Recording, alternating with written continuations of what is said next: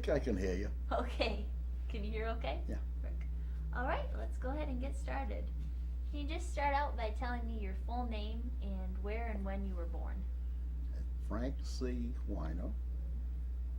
I was born in Chelsea, Massachusetts, in the year May 1924. That makes me over 55, doesn't it? I think so. Yeah. So I can join the AARP now. So then where did you grow up? Partly in Chelsea, Mass, mostly in Roxbury, Massachusetts. And from there, after I graduated high school, I went into the service, as you can see. And when I get out of the service, I lived in Roxbury a few more years, and then we moved to Quincy. Okay. Got married when I came home from service. And we stayed in Roxbury about how long? 7 years, 8 years? Yeah, I think so. And then we moved to Quincy, Mass. And we've been there over 50 years. Wow. That's great. Well, when you were growing up, did you remember hearing much about the war or know what was going on? During the war? Mm-hmm. When Oh, you were yeah. a kid? Let me guess a little louder. Yeah. I know we shouldn't have been there, except for one mustachioed little runt. But we got even with him. I was air personnel, Okay. a navigator on a B-24. And I got in 23 combat missions, and then the war ended. Wow. I had the luckiest crew in the whole group. And the reason I say that is not one of us was wounded. Wow. Our plane was hit by flak many times, and we were attacked by fighters many times. But like I say, nobody got hurt. I was the closest to being hurt. We got a flak burst right in the nose of the plane, and that's where the navigator stays, in the nose of the plane. It knocked me down. Well, first thing I did was check my arms and legs, because at that temperature, 44 below zero, you can't feel anything, so I wanted to make sure they were still there. Then when my arms and legs were still there, I checked my oxygen line, and that is protected by half-inch steel. The half-inch steel was shredded. My rubber oxygen line was intact. The flak knocked me down, Wow. but I wasn't hurt. Wow. I'd like to hear. That's why I say I was lucky. That's amazing. I'd like to hear more details about that, but first maybe start out, how did you go into the service? I guess, what were your first memories of hearing about the war and what was going on? Well, I was still in before? high school at the time. Okay. I graduated in 1942. When was the Japanese attack? Was 41? 1941, December 7th. 41, yeah. I graduated high school 42. Do you remember hearing about Pearl Harbor? Oh yeah. What did you think of it? How did you hear about We it? didn't know what Pearl Harbor was. Who ever heard of Pearl Harbor? You know, you're in the States, and this is way out here in the South Pacific, and most of us didn't know. But then finally, when word got around that the Japanese had attacked Americans in the Hawaiian area, so that's when everybody's gall got up, more or less. So I went up to the Marine Corps and passed the physical and the mental. Was that difficult? Not really. This is wartime now, don't forget, and they were taking anybody. So if they take me, they would take anybody. Now, I brought the papers home. I had to get my parents' signature. And my father said, "What do you want to do? You want to get killed?" That was out. So I went up to the Navy recruiting area, and I I said, I'd like to get into the Navy Air Corps. So I needed some work done on my teeth. So they told me, go have your teeth fixed and then come back and we'll see what we can do. I had the teeth fixed, went back, and the recruiter said, the quota's filled, sorry, if you want to join the regular Navy for a year and then put in an application. I didn't go any further. I said, I'll see you later. Oh, while I was there with the Navy, one guy one recruiter looked at me. They had a whole bunch of them there. Looked at me, he says, you're perfect size. I said, perfect size for what? He says, to be submarine duty. I said, I'll see you later. Then I went to the Army. And I said, you can have me if I can get in the Air Corps. I had a bug about flying. They put me in the Air Corps. Wow. That was voluntary induction, they called it. I wasn't drafted. At that time it was called voluntary induction. So I went in there and had a great life. I took my basic training down in Miami Beach, one of the nice hotels. What was basic training like? Well, it was easy. You know, you learn how to march, drill, and then we had to do guard duty along the beach because at that time they were smuggling saboteurs and the crowds were from submarines. And they were smuggling them in on the Florida coast. So anyways, one of the fellows he was doing guard duty, and if you hear anything or see anything suspicious, you're supposed to say, halt, who's there? And you wait for a response. Well, anyways, this fellow, he heard something that was strange to him. So he says, halt, who's there? Halt, who's there? Halt, who's there? Bang, bang, bang, bang. He emptied his rifle. It happened to be be a log that was floating in, and the waves were lapping against the wall. That's what he heard. He pulled guard duty in town. They didn't put him on the beach anymore. I think from there, Did anything happen while you were doing guard duty? nothing. So, like I said, we had a good time there. Then we finished the basic training. Then they sent me up to Sioux Falls, South Dakota for aircraft. It was radio maintenance, aircraft radio maintenance and code, you know. So it was, I think it was a 12-week course. I don't remember exactly. Anyways, I finished that. And then I was thinking, if I'm going to fly, why shouldn't I fly in style? I applied for the Cadets. I got accepted, but not what I wanted. I wanted to be a fighter pilot. I must have been out of my head. Had you ever even been on an airplane before? Or what made you want to be? I don't know, I was just fascinated with flying at that particular time. Mm-hmm. So anyways, they sent me to navigation school. And I said, how come this? Why don't you send me to pilot training? He said, well, you're pretty good with numbers. And that's what navigating is, you know, it's all numbers. Table, take sun fixes and moon fixes and star fixes. So anyways, while I was taking that training, we got some little air time on these small Piper Cubs. They were two-seaters, airplanes. I enjoyed flying them.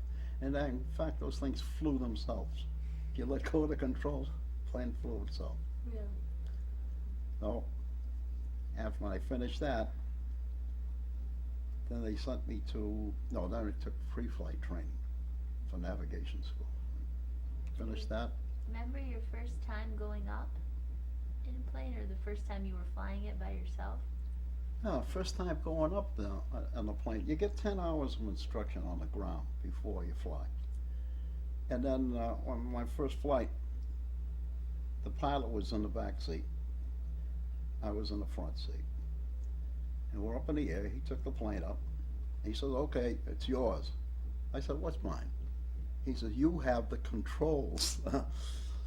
My first flight. So I did all right. 'cause he didn't whack me in the head with the wrench. You know, a lot of times, these young pilots, they freeze on the controls. It can end in disaster.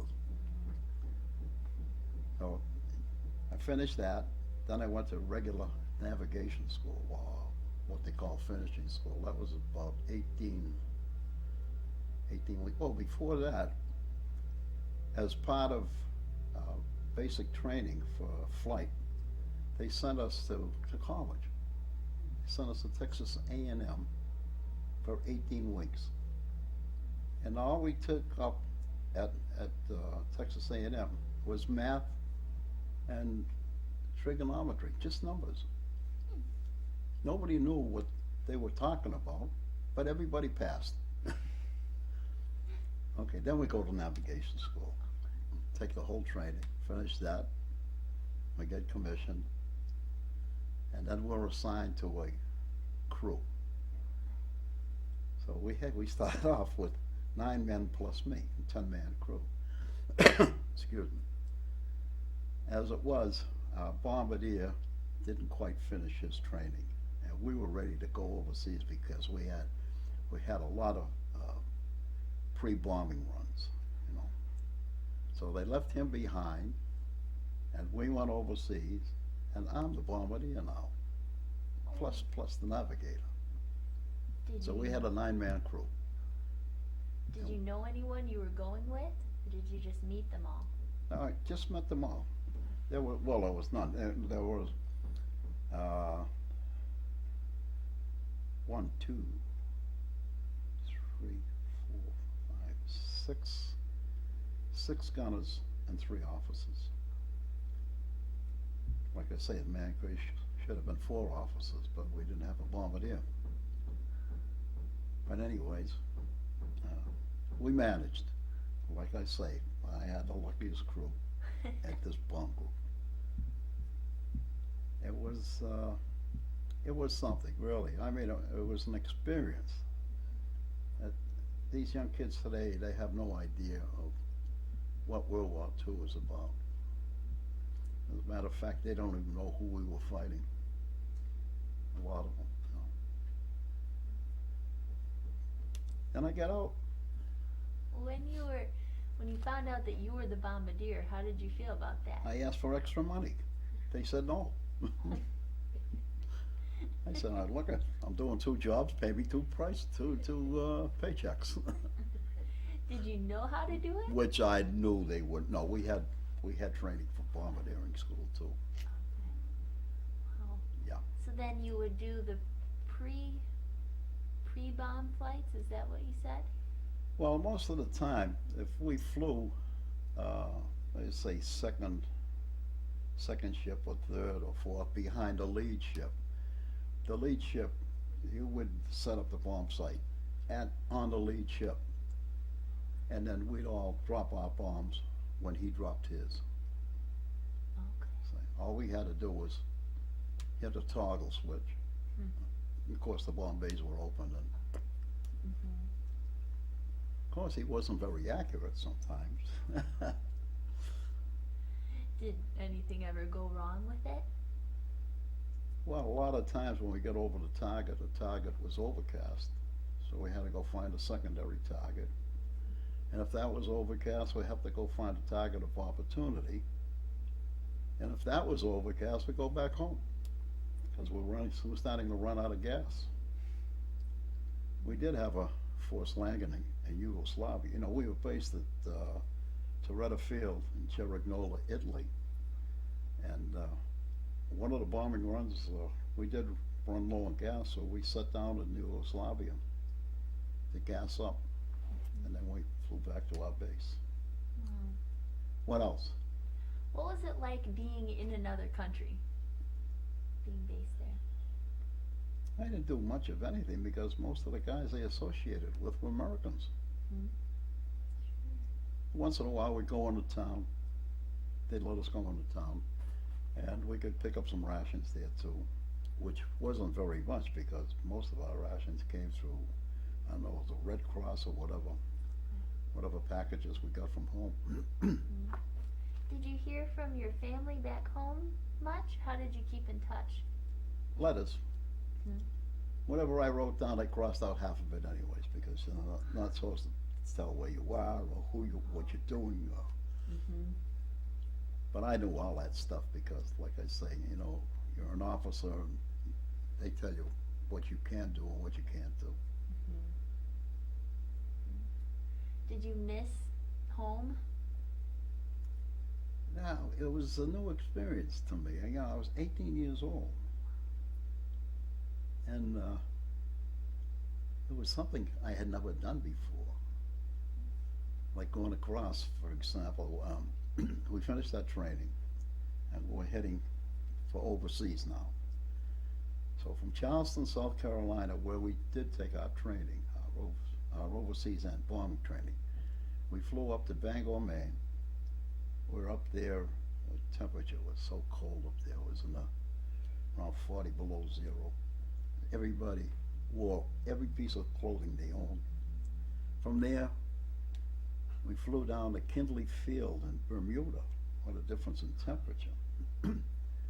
And then from there, we had to fly over to the Azores. It's something like 2,300 miles away, somewhere in that vicinity. And my radio operator, we wore sidearms then because now we're going to go in enemy territory. He takes out his .45, he puts it to my head, and he says, "If you don't get us there, I'm going to shoot you." I said, "If I don't get you there, you don't have to shoot me." Because planes were splashing in short of the target, you know, they're burning up too much gas. We ran into a thunderhead, and we had to skirt around it, which took up a lot of gas. But we made it. In fact, we even had 300 gallons of gasoline left in the tanks. Was there ever a flight where you got really nervous that anything was not going well? I'm trying to think. It's amazing, you know, you get up in a combat like that and you lose all fear. You're not thinking about, hey, I could get killed up there. But you're thinking of doing what you have to do. I never really, except we had a couple of missions. They were called secret missions, and that actually what we were doing, there was a concentration of SS troops on the north side of the Po River in Italy. And we were up to bomb them. And the planes were flying at different altitudes. So once you drop your bombs, you want to get the hell out of there. And you don't know who's on your left side or who's on your right side. You drop down, get out of the way. That one time that scared me. Wow. Did you have any idea of what you were doing or what was going on in the war as you were there? Yeah, we had an idea that we had to destroy whatever supplies the Germans were getting or manufacturing or trying to steal from other countries. And we were bombing oil refineries, marshalling yards, ammunition plants, mostly trains too, because the trains carried the supplies. You were 18 years old when you went in. Yeah. Right. Was it hard as an 18-year-old to comprehend all of that, or was it just a big adventure? It was a big adventure. It really was. But then again, you say, look, if it wasn't for those people over there in Germany, we wouldn't have to be here. Could lead a normal life. So let's get the job done and get it done as soon as possible. That's the way we felt. That's the way the whole 15th Air Force felt like that. Wow. Yeah. How did you stay updated on the progress of the war? We used to get the Stars and Stripes, you know, the Army magazine. Of course, most of the time we read the jokes, because we knew what we were doing, you know. When you go on fly a mission, first you go through briefing, and the briefing officer would say, well, we hit this target last week and we didn't do much good, we've got to go back there. So they kept us up to date on the targets that were hit pretty good and the targets that weren't hit pretty good. The ones that weren't hit pretty good, well, must have been a reason. I think we were all scared then. What was it like when you would get back from a mission? How would you relax? React, Mm-hmm. head right for the chow line because we were all hungry. Well, we used, on a flight, they'd get us up around 2 o'clock in the morning or 3 o'clock in the morning. And you have breakfast, and you go through briefing, and by the time you get up into the air and assembly, planes, different squadrons and then groups, and fly the mission and come back, that's a 12-hour day. So you don't feel like eating anything, even if you had a sandwich, you don't feel like eating when you're in combat. You see the flak breaking in front of you, or you see the fighters coming in at you. So the whole thing was to do what you have to do and get out of there. So when we landed, by that time everybody was hungry. Headed right for the chow line. Was that food lousy? Yeah, I swore I'd never eat Spam again, and I haven't. Was there anything that was good? Oh, one time they said we got some steaks. Everybody runs to the mess hall for steak. It was a poor old horse that they had slaughtered. It was horse meat. Oh. How did it taste? Lousy. So it just went along with the rest of Yeah, it. Huh? yeah. What were your living conditions like? Well, we had these huts. There was a brick foundation and then a canvas tent on top. And I pulled a boner on one time there. We happened to lose a couple of lights. Went out. John, I don't know if it was the generator or what it was, or the bulb burned out. So I said, I can fix it. I went in and I started fiddling with the wires and I short-circuited the whole quadrant area. They didn't know, they wanted to know who did it. Nobody would squeal, especially me. I wouldn't tell. But they got it fixed. Did you make friends with the people that you lived with and worked with? Yeah. But and after a lot of years, I finally got in touch with my engineer, my flight engineer, pilot, co-pilot. Went to visit the radio operator. Was in a nursing home. There were 2 gunners that had died, and 2 more that I couldn't locate. I tried, through here.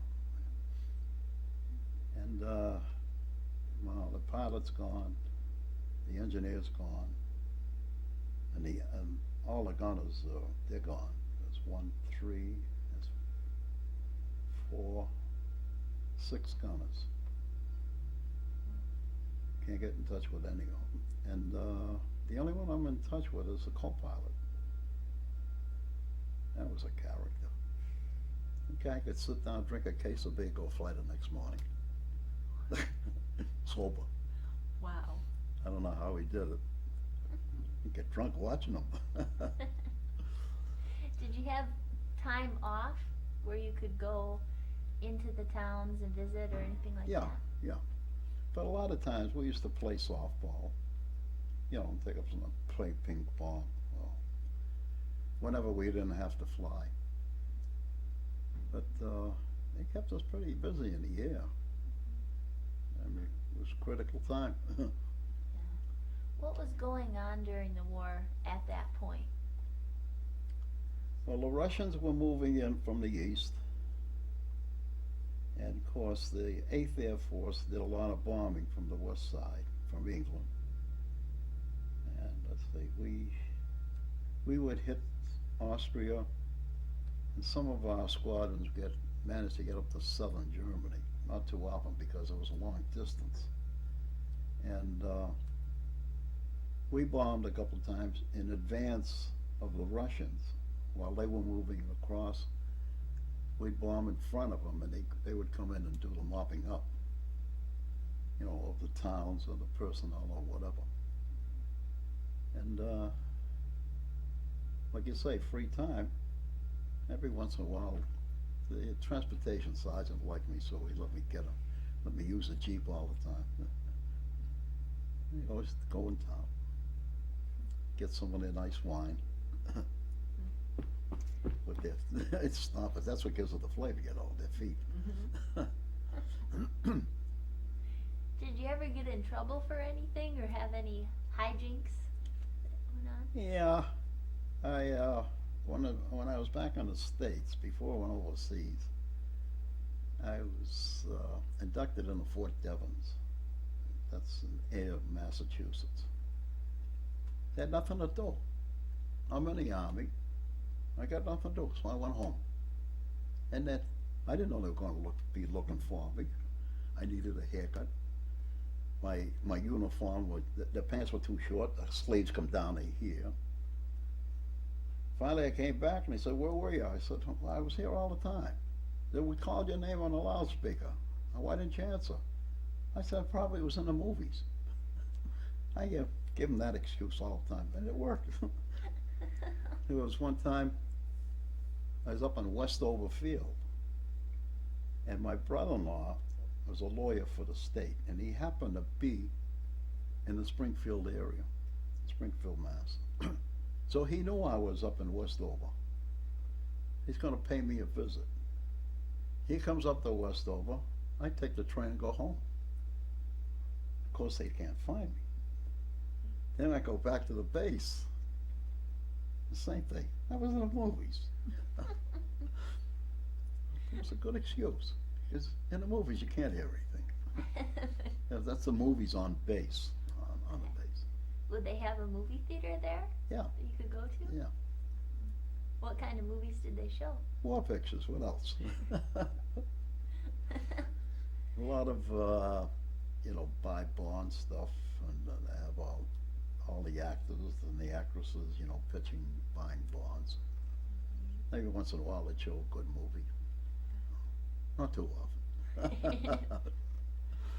So then, as you were in the war, did you start to get an idea that you guys were winning? That it was Oh, coming? yeah. That was definite, that we're gonna win this war. There was no doubt about it. Everybody felt the same way. It was just the thought that when, how long was this gonna last? So how do we work? The shorter the war became. Of course, the atomic bomb helped out a lot too. But we were out of Europe by that time. War ended in May. I was back in the States at the end of June. Really? Yeah. Well, no, the first part of July. Because after the war was over, we used to fly these mercy missions, it was called, to the POW camps and drop food and clothing and so forth. Wow. Yes, I flew about, 5 or 6 of those missions. This is after the war. Where were you when the atomic bomb was dropped? Praying that I wasn't going to be sent over to Japan.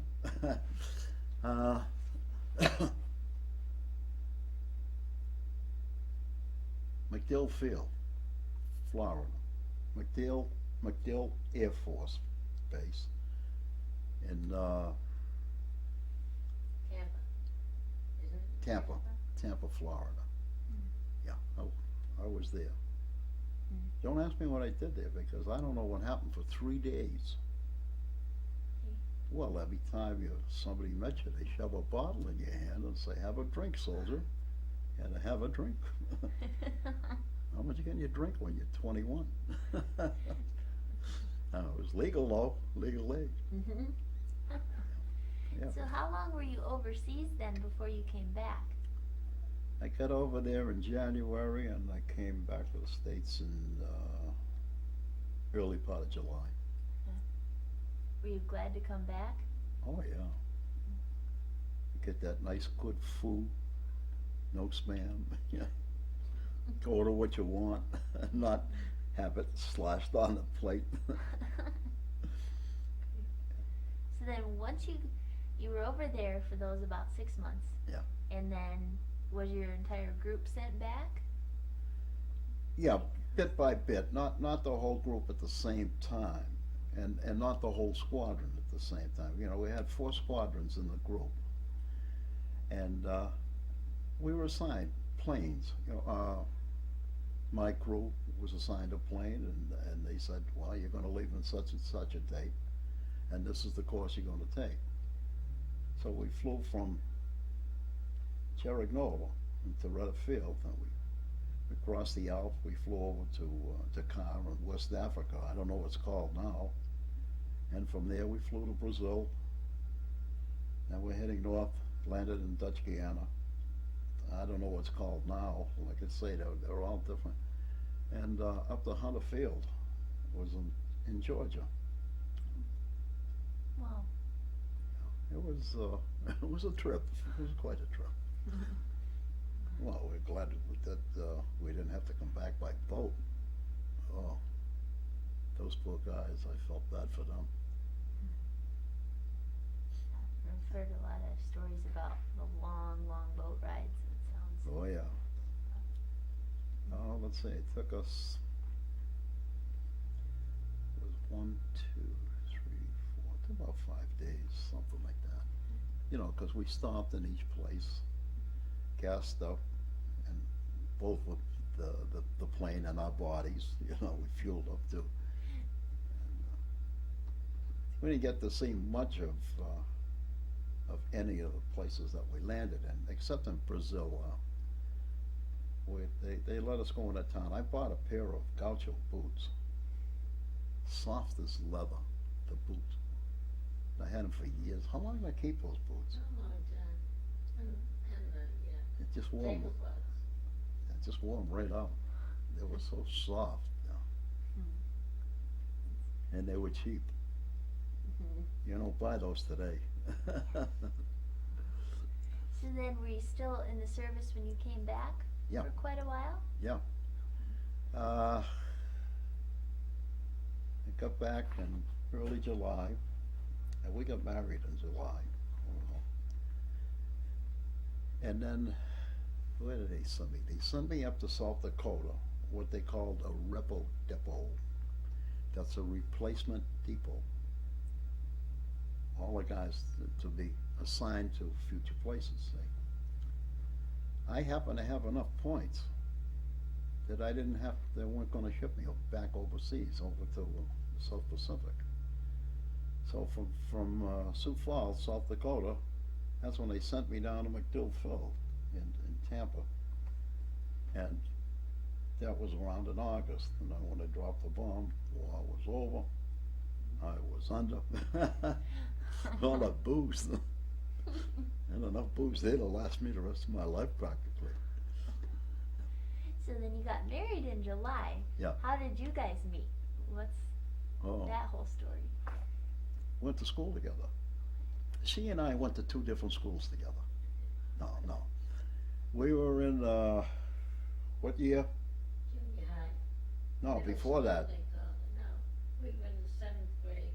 7th grade, from the 7th grade on. Yeah, she's a brain. She graduated when she was 15. Yeah. So you met, were you friends right away when you met? Well, we were classmates to start with, okay? And then,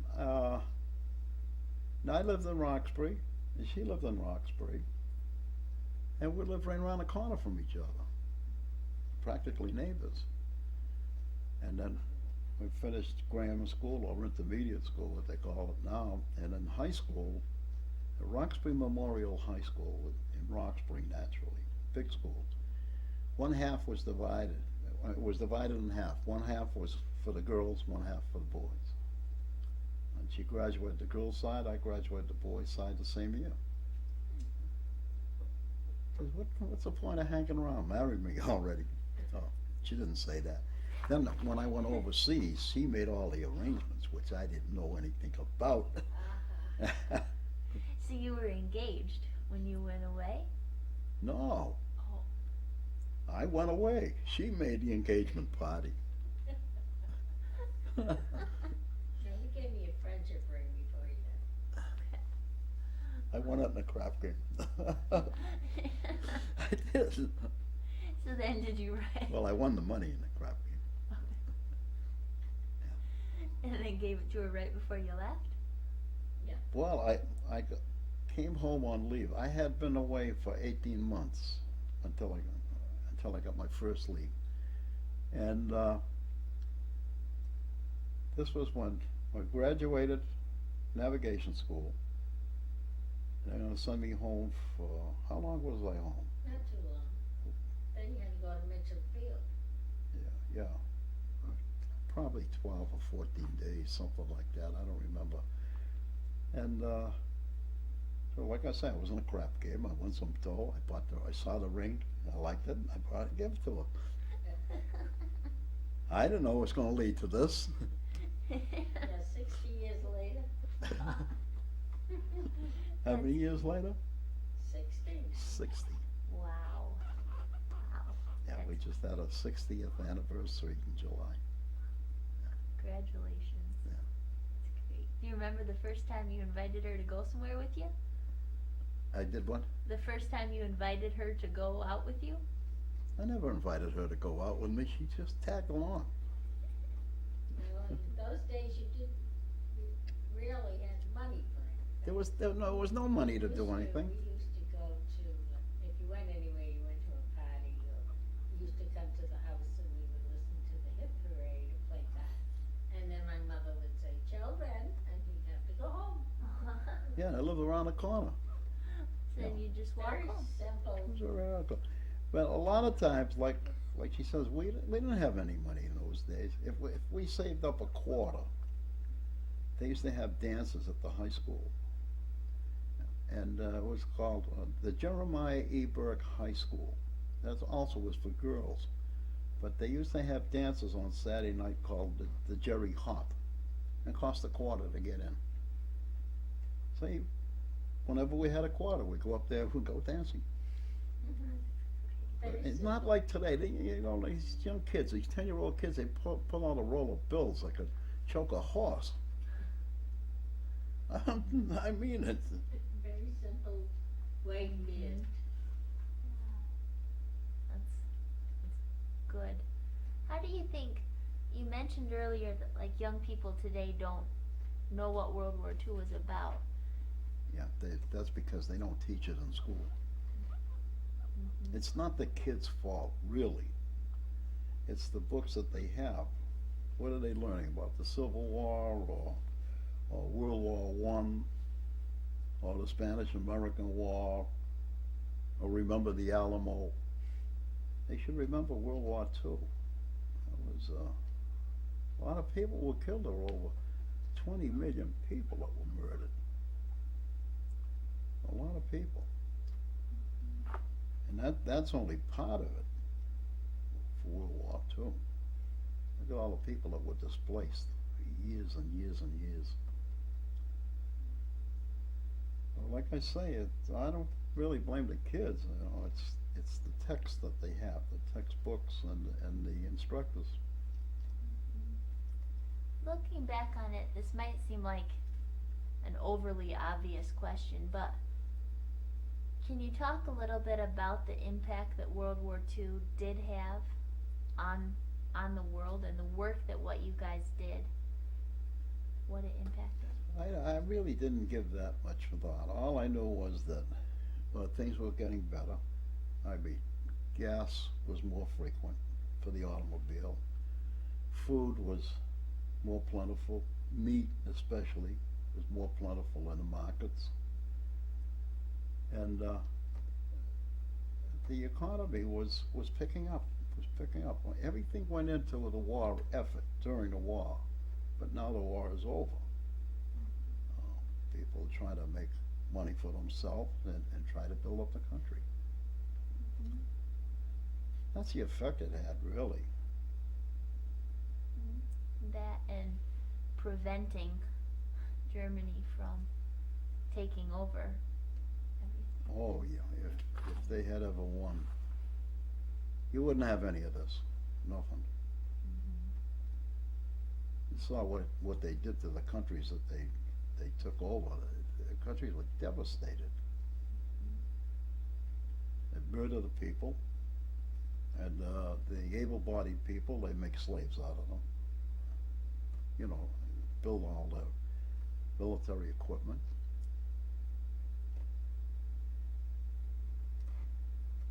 Yeah, that was quite a thing. And then of course, after Germany was defeated, I got a problem with the Russians. The Russians wanted a little bit of this, a little bit of that, a little bit of that. They wanted a little bit more than a little bit. Especially Stalin. Oh, he was a real son of a gun. There's him and Saddam Hussein. They should have been twins. So once, going back, you got married in July, and then in August, were you separated? And where were you transferred Yeah, we to? got married in July. And after my leave, like I said, they sent me to Sioux Falls, South Dakota, at a replacement depot. You had to say goodbye to your brand new wife? Well, naturally. You think she let me go without saying? And then from there, they sent me to Florida. And from Florida, they sent me home. How long was that before you got to go home? I got an 18-day rest and recuperation leave, they called it. When they dropped the atomic, it was August the 8th. August 14th. August, what? 14th. 14th? BJ Day. Yeah, it was probably a week or two after that. They sent me home. And then said for the, I served my term, and that's it. And they ousted me out of the Army, or the Air Corps. Were you glad to be done? Yeah, in a way, yeah. Well, of course, my folks were still alive, and they didn't want me flying anymore. Of course, they were a big influence on me, too. I was still a young kid, So, gave up flying. Wow. How old were you when you got out? 21. Yeah. So 3 years. 3 years. Yeah. Hmm. Yeah. Then what did you do when you came back? Oh, number of things. I worked for a furniture company for a while. And then a couple of odd jobs. And then her father owns a window cleaning and floor waxing business. So he wasn't feeling good one day. And he said to me, "Can you help me? Can you help me out for a couple of days or a week or so?" I said, "Sure." So I went to work for him. And 15 years later, I had to give it up because I had a heart attack from that work. Wow. Excuse me. I collapsed out in the street. I was in a bank, cleaning up in a bank. There was no money around. And I didn't feel right. And I said, "Gee, I better get out." I had the keys to 3 banks down there, called Upham's Corner, Dorchester. And I had keys to a lot of the stores. I was bonded. So like I said, I wasn't feeling good, and I said, "Gee, I better get out of here." I got out of the bank, I locked the door, put the keys in my pocket, and collapsed. So a woman came by, and in that particular area, a lot of drunks used to sleep in the vestibules, they call it, the doorways. So she says, "Are you drunk?" I said, "No, I'm sick. Get the cop." Cop was down the street. He knew me. She got the cop. He came up. He saw me lying on the ground. They called the police ambulance. Took me to the city hospital. I'm still here. Wow. I was 37 years old when I had the heart attack. Wow. Wow. I'm now 81.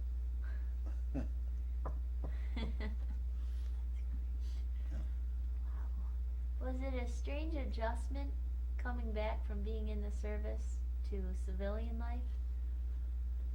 I adjust very easily. I didn't have any problem. Did you ever miss it? Well, I missed the flying a little bit. But outside of that, I didn't miss much. What are they gonna miss the spam? Today they call that spam on the computers. Yeah, they ought to try tasting it. I've never had it, but Yeah. I don't really want to. Don't bother. Wow, so then you just worked? Did you have any children? Yeah, I've got 2 girls, and I have 3 grandchildren, and I have 2 great-grandchildren. Looking back on your time in the service, how do you think it changed you or shaped who you are? I don't know, probably made me more liberal, you know. I take people as they are. I don't try to find the good part of them, the bad part of them. Yeah, the heck with it. Did it help you grow up, do you think? 'Cause that's a lot of responsibility for an 18-year-old to... When I got out of the service, I was grown up. They teach you to grow up. Would you encourage your grandchildren, great-grandchildren, to go into the service now? I don't think so. Not now. Not the way the services are being run, and especially by the people that are in charge of the services. I mean, what business do we have in Iraq? Really? We have no business there. Let them run their own country the way they want to run it.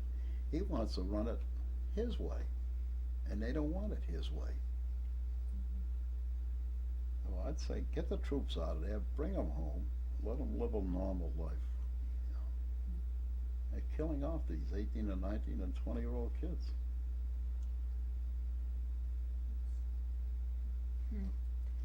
Well, thank you. Was there any other stories that just come to mind of fun things that happened? I heard you say earlier that you spent your time just trying to avoid any sort of... I can't think of anything offhand. Oh, except there was one little incident when I was overseas. They were supposed to fly. You fly one day and you're supposed to rest 3 or rest 2. Fly one day and sit on the ground for 2 days. Okay? That was the schedule. But they were short of navigators. See, what happened is on a lead plane, front plane, they put 3 navigators on board. And one for piloted celestial or radio operator, whatever. And the second lead plane would be 2 more navigators. So now you got 5 navigators and 2 planes.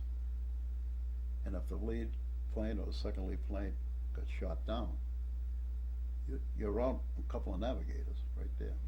So they were very short of navigators. So like I say, it was supposed to fly one day and sit down 2. I flew 10 missions in 13 days, and I have the record to prove it. Yeah. So, as a result of that, I was a little bit groggy, you know. Yeah, you're working these 12-hour flights, plus you're up before that, and you're up after that. I walked into the operations office, and as a matter of fact, I saw my operations officer, the guy I spoke to, I spoke to. I took out my revolver, put it to his head, and I said, if I fly tomorrow and I come back, you're dead. Put the gun back in my pocket, my holster, and walked out. My name was on the board. Walked out. Came back a little later, my name was scratched out. Good idea.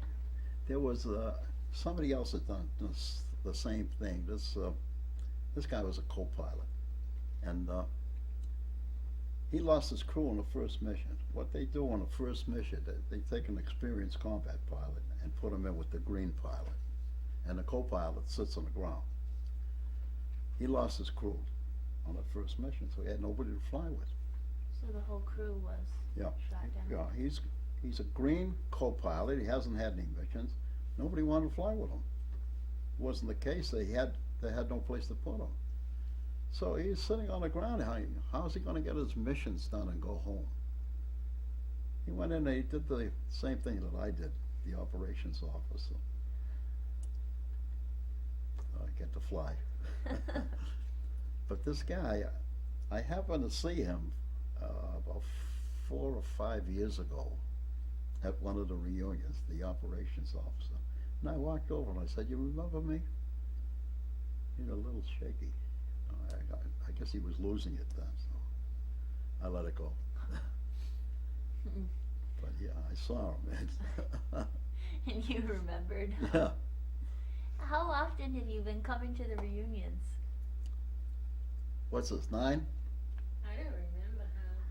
The first one we came to was in Hampton, Virginia. Yeah, because we hadn't even heard about it till Really?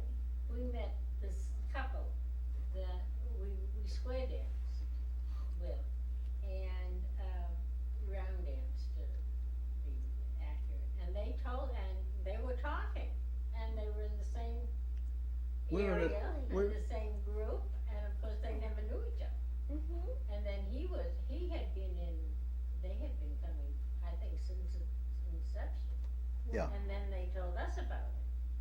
So from then on, we've been coming we use it as our vacation and a time to enjoy, because we drive. He won't fly. I don't So we fly anymore. drive. I don't fly anymore. I don't trust these pilots today. He only know. wants his own, but, so we've been coming in since, Oh, that's neat. so it's wonderful, you know. Mm-hmm. We take vacation and we just see the country, and that's the only way to go, to see the country. Yeah. Because when I retired, first thing we did was go cross country, so I could see everything I saw in the movies, Oh, live. that's neat. Yeah, we really had great times. That's really neat. But you know, flying, you don't see anything. Really. You're flying from here to there. If you drive from here to there, you see everything. Mm-hmm. Like we've been to the Grand Canyon.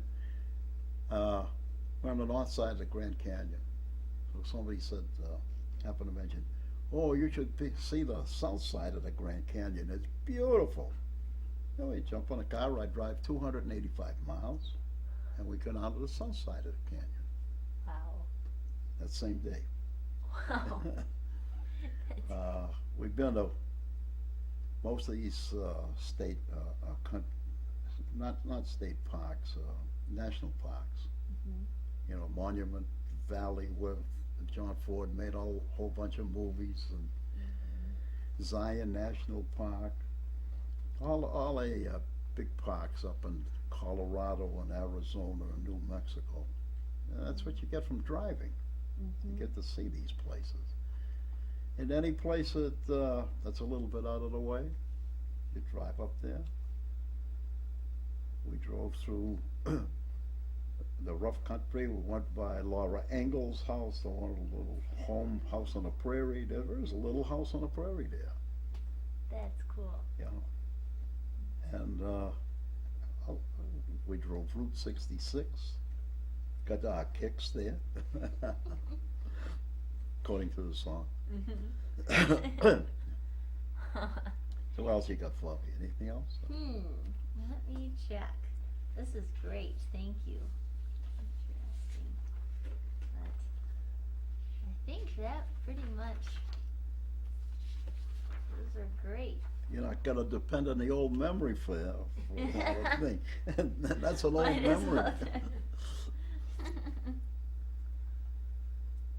Oh, I think so. I think you covered it. Great, Great. great. All right, terrific. Thank you so much. My son-in-law worked for a company that has your last name. Staples? Yeah. He happens to be a big shot there too. Really? Yeah. That's great. Is it the office store or is it? He's got an office at the corporate headquarters in Framingham, Mass, but he does a little traveling for them too. Okay. Yeah. In fact, he's in Chicago this week, isn't he? I don't know. Is that what he said? Yeah. You must get that a lot, don't you? Quite a bit. Yeah. Yeah. Well, But- thank you. That gentleman that was here, he said he wanted to see us